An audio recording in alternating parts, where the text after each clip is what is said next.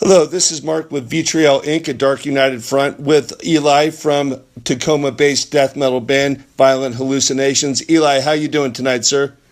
I'm doing great, Mark. Thanks for giving me the call here, buddy.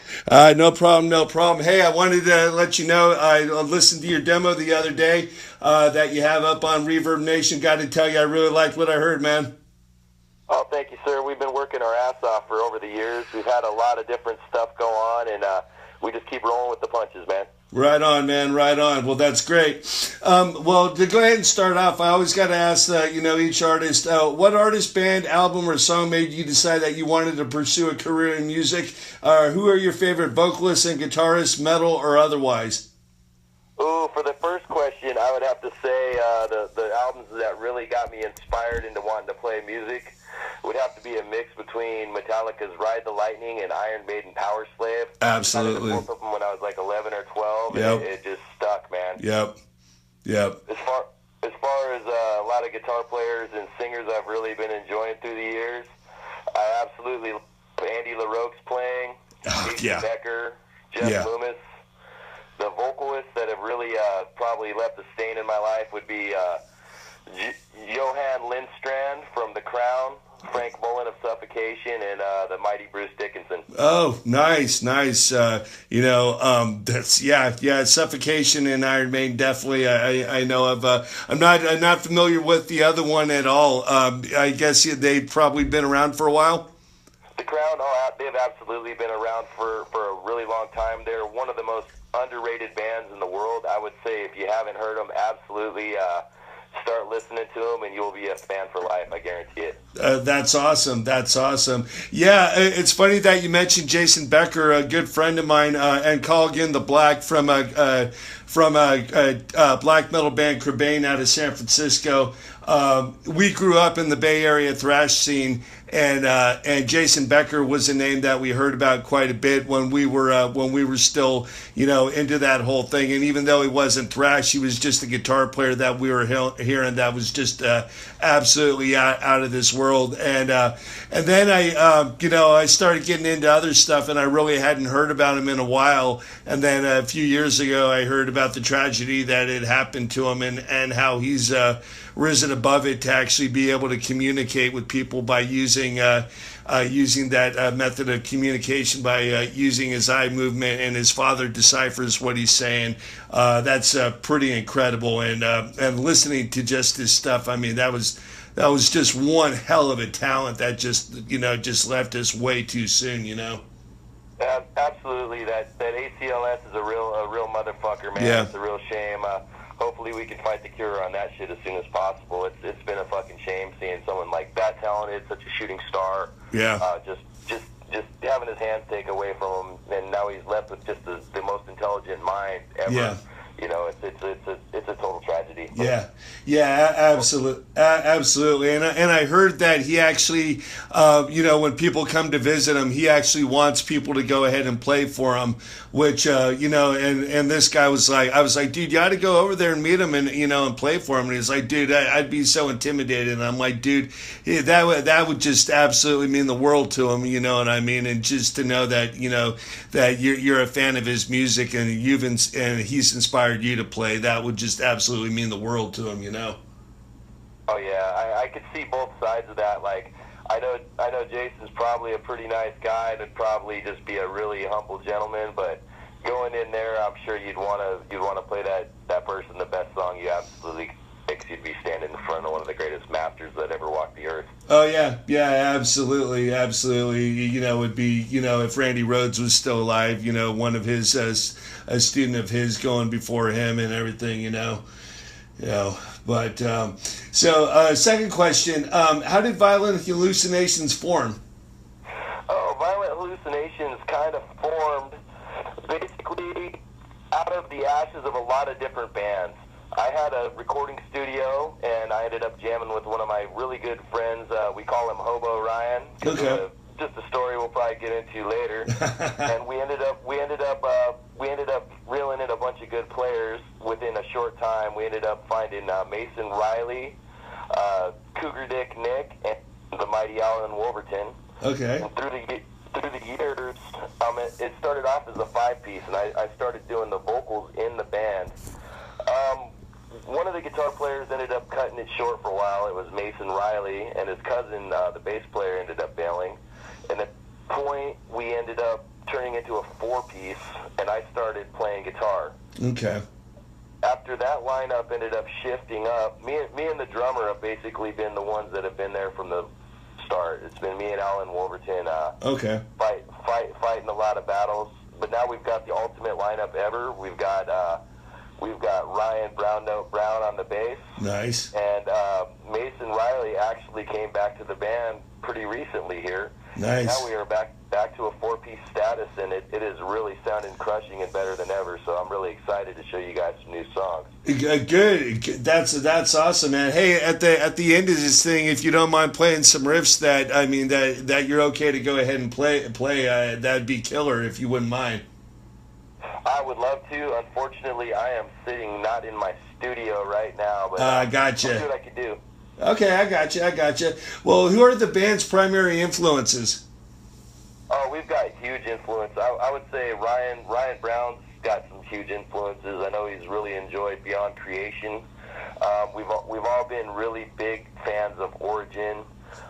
Vital Remains has been just an absolutely huge influence on me for sure. Mm-hmm. Oh, geez, yeah. There's just so many. We draw from a lot of directions. You know, it's just endless, really. Okay, alrighty. Okay, well then I was going to go ahead and ask you this next question, but you kind of already went ahead and answered it. I was going to say, what was the reasoning from going from being a 4-piece down to a 3-piece? It was absolutely necessity. I totally love the sound of a 4-piece band better than a 3-piece. Mm-hmm. I like the 2 guitar playing. Okay. But at the same time, the show must go on. You know, Yeah. if you don't have someone there to make that 4th piece happen, you just got to keep grinding, man. Yeah, absolutely. Yeah, I was going to ask you, was death a big influence on you? Because I hear a lot of death types sounding passages in your playing. You know, in that 3-song demo, were they a big influence on you guys? Oh, Death definitely had a pretty big influence on me.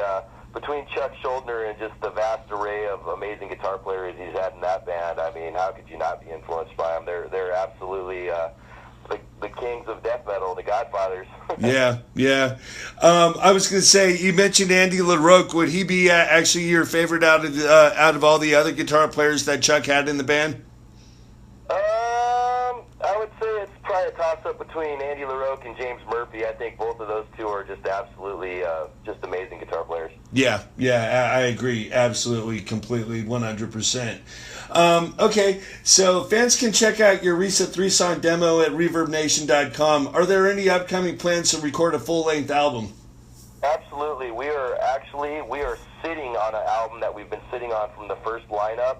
Basically, when the first lineup crashed, we shelved the album for a while, and we wrote about 2 more albums worth of material. And at this point, we're going to release probably 2 albums this year. We're going to release the first album, which is going to be called 12 Evils. And that's going to be the original lineup of me, Hobo Ryan, Mason Riley, Cougar Dick Nick, and Alan Wolverton. Nice. And the next CD, we're still working on a name, but all the songs are written, and that's going to be the current lineup of me, Ryan Brown, Mason Riley, and Alan Wolverton. Okay, nice. What label is it going to be on?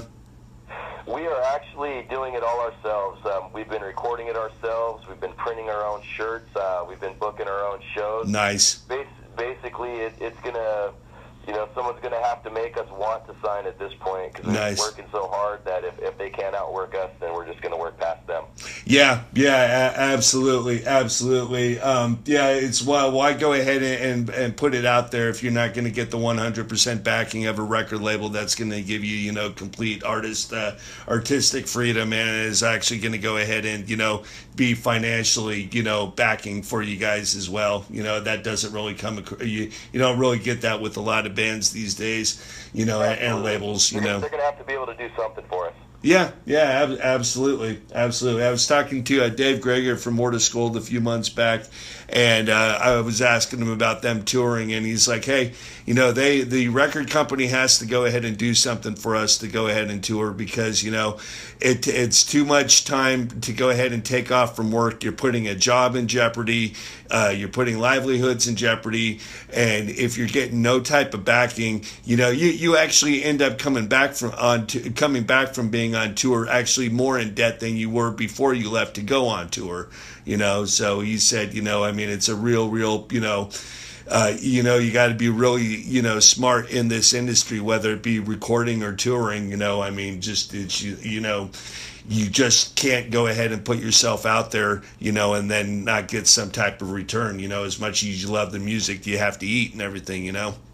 Absolutely. What we've been aiming at doing ourselves is we're pretty much trying to hit anything within Canada to the area. From where we're located, we feel like we can hit anything there on any given Saturday. So okay, so the Pacific Coast seaboard, basically, then. Yeah, basically anything on the Pacific Coast. If we can make $200 for gas, we'll be there. Okay, awesome.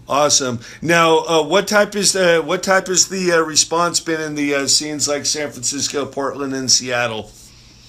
We've had mixed responses. It just depends on what the lineups are like. Okay. We're a good death metal crowd. They love us. If we end up in some kind of Lollapalooza event, they don't know what to think about us half the time. Yeah, I got you. Well, San Francisco, I got to tell you, it's still they being from there and being seeing the heavy music scene over the years, it's still a good place for metal. I think you guys would be really well received. So hopefully you guys can make it out there if you guys haven't been out there already. Oh yeah. We've been pushing hard to make some moves there this year. We've got quite a lot going on, probably in the northern side of California as well. Okay. That's where Alan Wolverton was based. So. What city? Go ahead. What city? Red Bluff. Oh, okay. All right. So north of where I'm from, but yeah. All right. Awesome. Yeah. So we're just working the roots, man, and we're just pulling at every string we can get, really. Okay. Well, this kind of ties into my next question more specifically. How would you describe the Seattle-Tacoma extreme metal scene, and specifically for death metal? Seattle is gonna blow up, man. Like, it's really been dead for like the last 4 or 5 years, but some of the bands coming out of this place, out of the Pacific Northwest in general, are going to be bringing it hard over the next 5 or 10 years. I got to say, there's some amazing bands coming out, like Transcribing the Necronomicon, Chronological Injustice, Drawn and Quartered. There's just some amazing talent here. It's just waiting for the right opportunity to strike is the way I feel about it right now. Okay. Now, as far as other forms of extreme metal, I mean, does it have any type of like stoner metal or doom metal or even a thrash metal scene going on? Oh, absolutely. Seattle's always been kind of a punk rock town, so thrash has always been pretty big. Okay. Doom metal's always been pretty big in Seattle as well. There's a lot of love for that here. Nice. That goes perfectly with the weather up there, and everything. Oh yeah. Surprisingly, it goes pretty well out here in the desert too. Hey, everybody loves that doom metal stuff because sometimes you just want to ease back a little bit and you're just not feeling quite as fast. Yeah. It's hard to relax. It's hard to relax to some nice crispy Origin. Yeah, exactly. Doom metals. It's a little bit more slower pace. Still the same energy. It's just at a different pace. Absolutely. Yeah. Okay. So, what are some of the bands that you've shared the stage with that you'd like to go ahead and mention? I've been in a lot of bands, so the list of bands I've been able to play with is pretty good, actually. I'll just name a bunch of ones I was capable of sharing the stage with over the last few years. Deicide, nice. Spire, Goreguts, Psychroptic, Soul Eye, Hate Eternal, Soilwork, Spark. Just numbers of local bands that are just absolutely amazing as well. That's a pretty impressive list, man. Out of all of them, which is your most memorable as a fan, and as a gig? They've all been really good, but I would probably say Hate Eternal was really a big one for me, man. Eric Rutan's just a legend, absolutely. That had me pretty pumped up for a while. Okay. Okay. What do you think of the current state of death metal worldwide right now? Which nation do you currently think is doing it the best?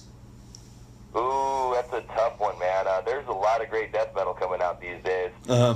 I'm going to go with Canada for the technical death metal, and all of Scandinavia for just bringing the brutal, darkest, heaviest shit ever. Yeah. Yeah. Yeah. America's got a good taste of all of it too. So there's great bands from everywhere, man. Everyone's got their own flavor. Florida's got an amazing flavor. New York does. I think it's good. It's good to have the little separation between all these guys, because it seems like the styles just evolve in different spots, and it just kind of spreads around and it gets mixed up everywhere it goes.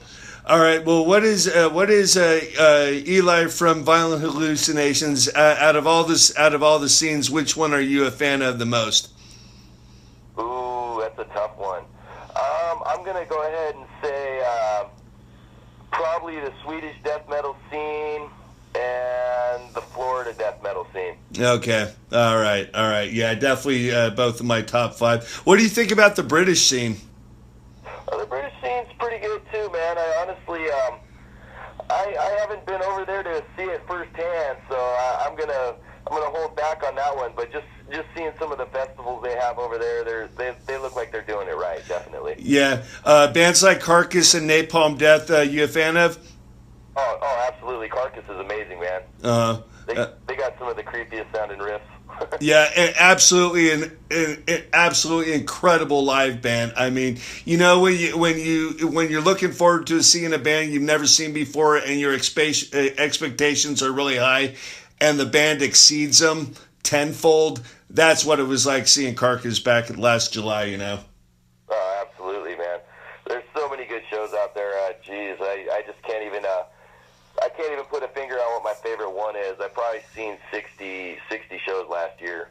Oh, nice, man. I went to, maybe, I think I could count them all on all of one hand, you know, so that's pretty nice. Out of all of them that you saw within the last year, which one do you think ranks up there as the best?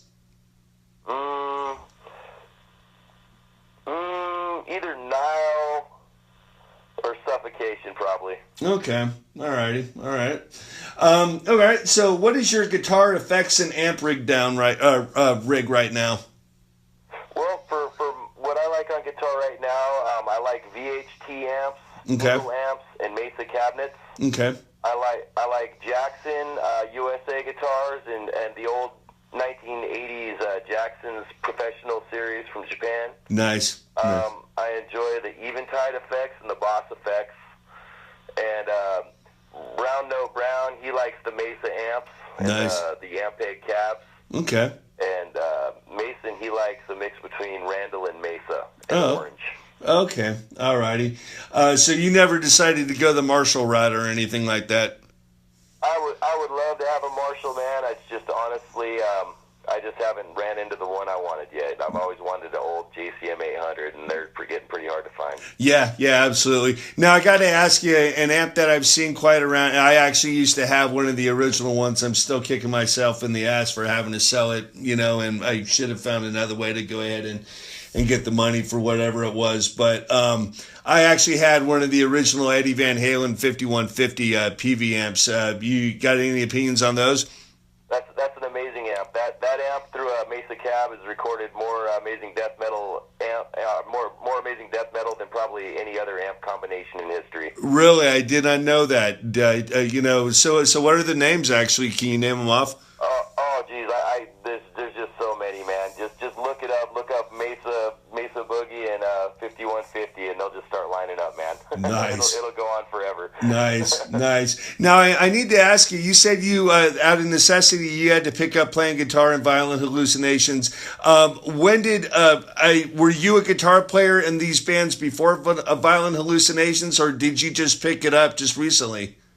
I actually played it a lot growing up as a kid, just messing around, but Violent Hallucinations was the first band I really took seriously into playing guitar. Okay. I played drums for a good 20 years and did vocals for a good 15 years before I really started doing guitar more seriously, so guitar ended up being kind of my third music musical love, but it ended up being kind of one of my stronger ones. Nice, nice. Well, then you just kind of open up a new avenue for this interview. Drumming wise, who are your influences?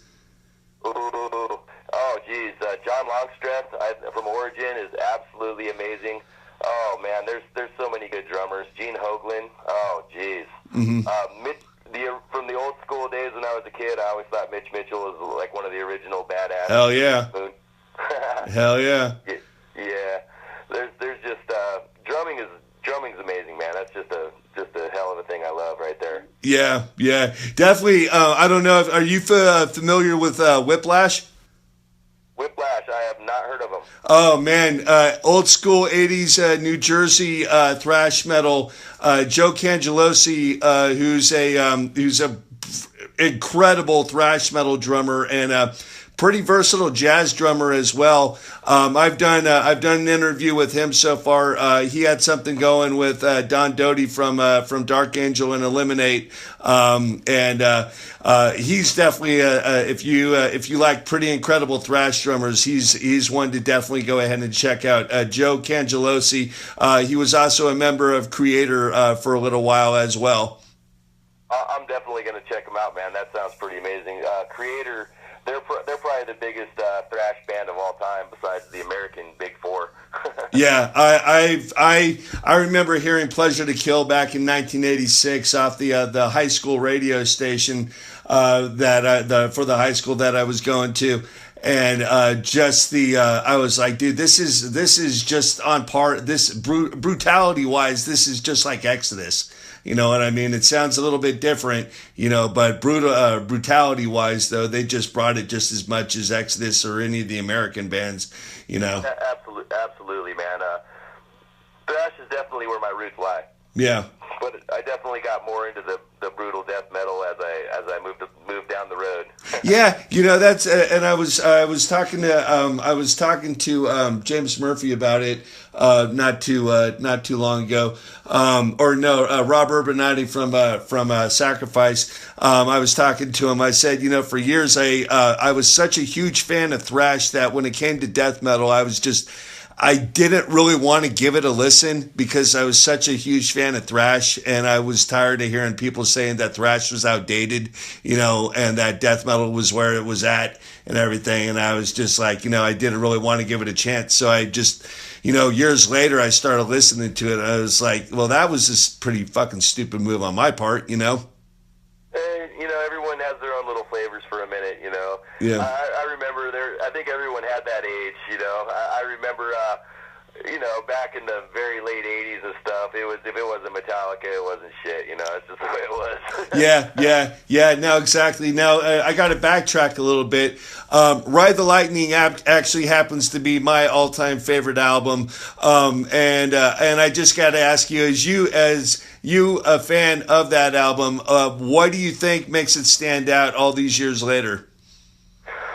I think what made Ride the Lightning stand out, honestly, is it had the tail end of the Mustaine era. Yeah. And it had the beginning of the Kirk Hammett era. Yeah. And it had the very best from James Hetfield and the mighty Cliff Burton. Definitely. Yeah. It's just it's a masterpiece. I would put Master of Puppets close, but something through the years just gave Ride the Lightning just a little bit more legs to it. Yeah, absolutely. I'm of the fact that I'm one will always state, okay, And Justice for All, very good album. They dick Jason over with the bass bass levels on that album, but it cannot compare to anything that they did with Cliff and anything they did after Justice. I will just reserve opinion for later. But specifically Ride the Lightning, that was the album that's an album, and I've stated it time and time again, that's an album that when I listen to it, I have to listen to it from the very beginning of it to the very end of it, and I cannot switch around songs or anything like that. I cannot just pick a random song from that album to listen to, because that album has a certain flow to it that makes it so great. You know what I mean? Absolutely, and I'll even add to that, the original 595 Garage. Oh yeah, is absolutely the same way as far as that goes. Yeah, absolutely. I really think that they need to make good on that Injustice for All on that Injustice for All album and release it with the proper bass levels. I don't know if they will ever go ahead and do it, but I think they owe it to Jason, and I think more they owe it to the fans as well. If they did a remastered version of Injustice for All with better bass levels, I would go out and buy it tomorrow. Absolutely. Yeah, absolutely. I mean, I remember thinking back, or I remember, looking back on it and everything as a kid, listening to that album, thinking, okay, I'm probably not the most astute listener when it comes to bass levels and things like that, but I don't think I'm hearing anything. I mean, I really don't think I'm hearing anything that's noticeable. I mean, maybe a tiny bit, but I'm not. It doesn't even sound like bass at that point. Yeah, absolutely. I try to look at it open-minded, though. You got to remember they just had the greatest bass player of all time ripped right out of life from that whole band. So they probably didn't know what the hell to do. Yeah. I from what I had heard, they just weren't very trusting of Jason at that time. He hadn't been in the band long enough. And I think he proved to everybody that he's a pretty damn good bass player. So I can see their point from that, on that side of things and everything. But man, it's just that album would have been so much better if you could have at least heard the bass. But they didn't even really give him a chance. They went ahead and, from what I understand, when they sent him in the studio, they didn't even give him a chance to go ahead and check out different basses or to have him, experiment with playing with his fingers as opposed to playing with the pick. They just said, here's your live setup. Go ahead and play into the mic, and that's it. And you're doing it after hours. So it wasn't really conducive for a proper recording section. They did him pretty dirty, man. Hopefully it gets all washed out in the mix. I'm sure Jason Newsted's still a pretty happy man. He got to tour the world many times over with one of the hugest bands of that era. It's just too bad that after that album, he probably wanted to bail on his own anyway. Yeah, absolutely. Now I got to ask you this, and I know we're steering away from the interview, but I got to ask you this: with the sham that is the Rock and Roll Hall of Fame, what do you think about Mustaine not being included in Metallica's induction to the Rock and Roll Hall of Fame? Oh, jeez. Oh man, that's just disgusting. I just don't even know what to say. I mean, they wouldn't have got where they were without Dave Mustaine. Definitely, it just wasn't going to happen. Metallica, Kill 'Em All was what broke the ice for that band, and they owe that dude a little bit of gratitude. Yeah, absolutely. Now a lot of people say, and from what they say, it's like, oh, he didn't play on the album. Well, those are his fucking songs. You know what I mean? Those are his songs. So the fact that they didn't include, I definitely agree with you on that. That's a total injustice. Yeah, well, morals are something that lacks in some people, man. Maybe that's why they made more money than the rest of us. Yeah, exactly. Alrighty. Okay, well then the next one. You're a metal concert promoter for one night and one night only. You have to pick one death metal band, one thrash metal band, one doom metal band, one black metal band, and one crossover band. Pick one band to represent each subgenre and the order in which they will appear. Any era/lineup for each band can be selected. Okay. I'll give you a great one then. It's going to be Metallica Ride the Lightning era. Awesome. For thrash, it's going to be Death, Spiritual Healing for the death. Nice. For the doom metal, it's going to be the Mighty Black Sabbath from the old days, original album. Nice. For what was the other one? Doom metal. Yeah. That was doom metal. Yeah. Doom metal and then black metal. Black metal. Ooh. That's going to be a tough one, man. I'm going to say Belphegor because those guys just bring the shit hard. Okay. And then the crossover one, I'm going to say The Crown. Okay. Alrighty. What about stoner metal? Stoner metal, man. Oh, jeez. I don't know. I'd say Alice in Chains. Those fuckers make me want to get stoned. Now, are you with me? Because I don't post them up because I just don't want to get a lot of people say, no, they're not metal, dude, or whatever. It's like, okay, fine. Okay, I will make it strictly metal. But I'm a huge Alice in Chains fan, and the first go-around of Soundgarden. What do you think? Give us your take on both of those bands. Oh, man, I'll tell you what I think of Alice in Chains, man. I'll think that from just living in Seattle, I'll say the day that grunge died is the day they were having this festival here, and it was going to be Metallica, Suicidal Tendencies, and Alice in Chains. Mm-hmm. And Alice in Chains jumped off the gig, and Candlebox jumped on there. The very next day, grunge jumped right out of the scene. God, you're serious? Candlebox opened up that show? Oh, my God, yeah, it makes me want to barf. You want to hear something else funny? I seen Tool open for Candlebox in '92. No. Does that even make sense to you? No. Well, what about Soundgarden? Soundgarden, man, I love them up to that Black Hole Sun album, and then after that, it just kind of lost interest in it. Yeah. I don't know what it was, man. Yeah. Their first three albums were great. Yeah, I totally agree. I mean, I saw them like 15 times over from between like 92 to 96, and I'm with you. After Super Unknown, they just kind of there was some good songs on the next album, and then their so-called comeback album is fuck it, I'll say it anyway. It's complete and utter shit, but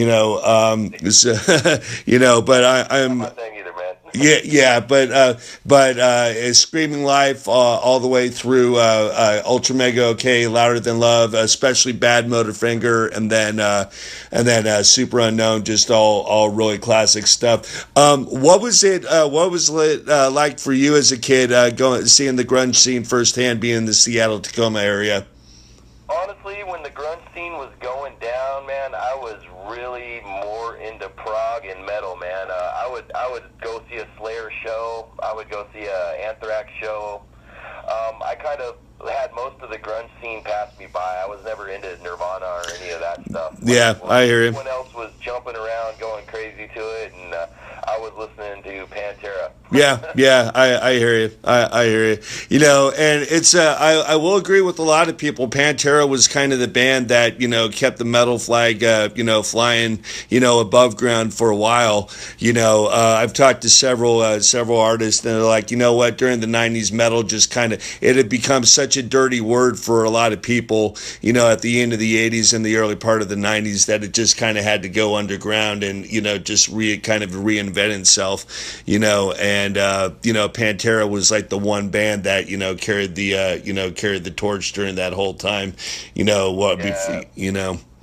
Pantera basically gave it an adrenaline shock to the heart, man. It was not going over well. Like everything was kind of, it took a back seat to grunge for a second, but those days are over now. Yeah, absolutely. And